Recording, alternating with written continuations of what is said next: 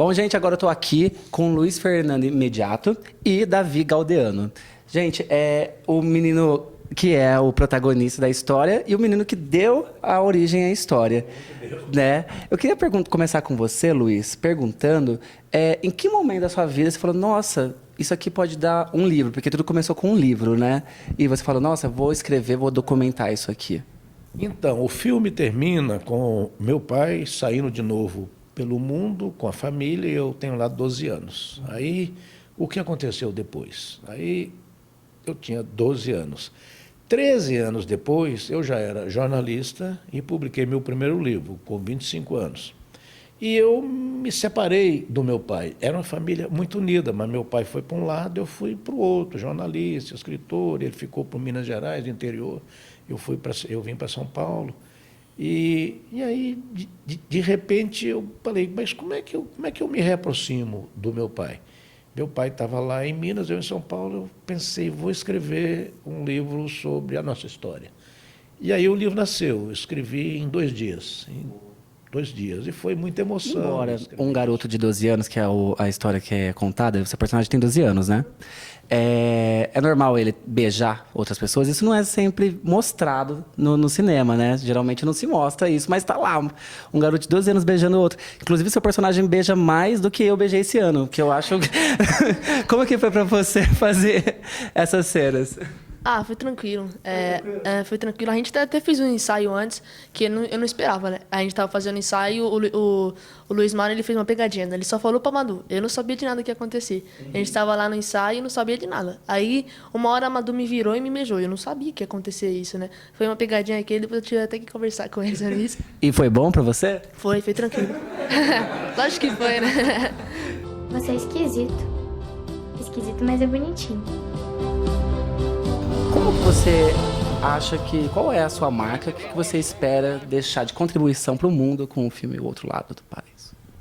O Outro Lado do Paraíso, eu acho que tem uma função super importante que é de trazer uma reflexão, né, sobre um momento histórico difícil do país, principalmente agora, nesse momento. Acho que pode ser uma reflexão muito interessante, até para a gente poder avaliar não só o presente, mas também pensar no futuro, o que nos reserva. Devemos aceitar a injustiça e a opressão. Não vamos perder o pouco que a gente tem. Antônio! O que, na opinião de vocês, é possível ser feito para chegar numa mudança? O que o filme pode, de alguma forma, instigar nas pessoas com a história que é contada? A arte, ela te leva a uma visão subjetiva, né, das coisas e te leva à reflexão. A gente falou muito hoje de ditadura, né? E a classe artística foi muito perseguida durante o período da ditadura militar. E isso não é à toa. É porque a arte, ela traz uma outra visão, a arte, ela ilustra coisas, ela faz com que você tenha uma nova percepção, ela te traz uma sensibilidade até então desconhecida, algo que você não havia questionado e, de repente, o artista, seja ele em qual âmbito que ele esteja atuando, ele te traz essa visão e faz com que você elabore as coisas de uma outra maneira. E eu acho que esse filme cumpre muito bem esse papel. Recentemente, o pastor Marco Feliciano fez um comentário, a meu ver, bastante infeliz, sobre a questão do Ministério da Cultura, convidando os atores e o pessoal que vive da arte a trabalhar, buscar trabalho no Ministério do Trabalho. Queria saber a opinião de vocês, atores, sobre isso tudo. Eu tenho uma opinião muito bem formada sobre esse pastor. Ele é um bom idiota, né? Ele não sabe o que está falando. E a cabeça dele, coitado. Emílio, eu acho o seguinte, eu acho que figuras débeis como Marco Feliciano, Jair Bolsonaro, Silas Malafaia, enfim, são figuras que infelizmente estão tendo muito espaço midiático. Isso é muito triste. E eu, como cidadão, eu como protesto, eu prefiro me abster de sequer falar sobre esse tipo de gente execrável nesse espaço aqui, viu? Prefiro nem falar desse tipo de gente. Personagem, que eu acho que é o grande adjetivo dele, é que ele é um sonhador, um grande sonhador. E ele fala da história de um cara que quer mudar a história da família dele, a realidade dele, em certo momento até do país, por que não, né? E a gente vive nesse contexto agora atual da questão do golpe, que se fala muito, etc. e tal. Eu quero saber como que você acha que as pessoas vão ver? Você acha que essa associação que pode ser feita vai ser inevitável? Você acha que as pessoas podem se inspirar de alguma forma no seu personagem, querer revolucionar, fazer uma diferença? Como que você espera que as pessoas recebam o seu filme? Cara, a coisa do sonhador,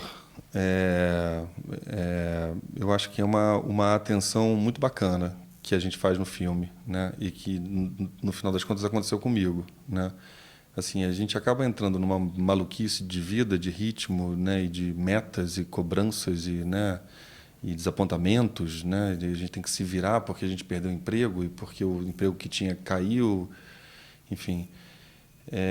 e um monte de outras tarefas que a gente tem que fazer, que a gente acaba, às vezes, protelando um pouco o sonho, o nosso grande sonho, né, ou os sonhos, ou então engavetando. Né, e eu acho que o que é bacana desse cara, que a gente mostra, é que ele tem esses sonhos, alguns sonhos, né, e ele vai atrás dele, né, ou deles. O senhor tá pensando em ir pra lá, pai? Dessa vez eu não vou sozinho. A família inteira vai comigo. Chegamos na nossa nova casa. Agora um ponto, que pra ser sincero contigo, que me incomodou um pouquinho no filme, não sei, você pode falar mais sobre, é assim, porque eu até gosto de filme que tem narrativa, sabe? A voz falando, etc e tal, Amélie Poulain, meu filme favorito, por exemplo. Mas eu senti que em alguns momentos a narrativa, ela tava um tanto quanto muito autoexplicativa. Tipo, a imagem mostrava uma coisa e a narrativa autoafirmava o que estava sendo mostrado. O que, de uma certa forma, pode...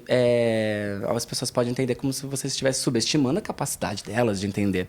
Você fez isso propositalmente? Você acha que é preciso para que as pessoas entendam? Por que você fez dessa forma? Conta pra gente. Vou ser bem claro e objetivo a respeito desse assunto. Quando eu cheguei no projeto, existia essa proposta de uma narração, um voice-over, né? Uma narração em off, porque o conto ele tem isso. Né? O conto é o narrador contando essa história. Então, na adaptação, eles sempre enxergaram esse filme com off. Uhum. E eu, desde o princípio, me coloquei radicalmente contra o off. Eu achava que não era necessário, justamente por essas razões que você acabou de colocar, que eu não preciso repetir, exatamente isso. Só que eu não tinha o corte final do filme, o corte final era do produtor e autor da história, do Imediato, e para ele, essa questão do off era uma coisa essencial, ele fazia questão do voltando aqui para você, imagino que você deve ter pesquisado muito sobre o seu personagem, deve ter aprendido muitas coisas. Eu quero saber, no fim de tudo, o que você aprendeu e o que você vai levar para a vida desse seu personagem, que você conseguiu aprender com ele. Eu acho que o meu personagem ele é diferente porque ele tem a curiosidade. Ele quer saber o que está acontecendo. Eu acho que levar isso para a vida é muito importante. Você saber, você ter a vontade de entender. Acho que isso é muito importante para a vida. E eu pretendo levar isso adiante, porque isso é muito importante, ainda mais no país que a gente está vivendo hoje em dia. Galera, vocês que estão aí assistindo agora, que já assistiram, acompanharam a entrevista, que continua aí com essa paciência toda, vá ver O Outro Lado do Paraíso, um filme muito maneiro, muito bacana, poético, gostoso, atuações deliciosas, as crianças são lindas. Tem um paninho de fundo ali do movimento ali de 60 Blau da gente ali de Brasília. É muito maneiro. Se puder, se tiver afim mesmo, não precisa também ter que ver. Vai lá, assista. Tchau, tchau. Não somos crianças, pai. Ele vai voltar. Você vai mesmo?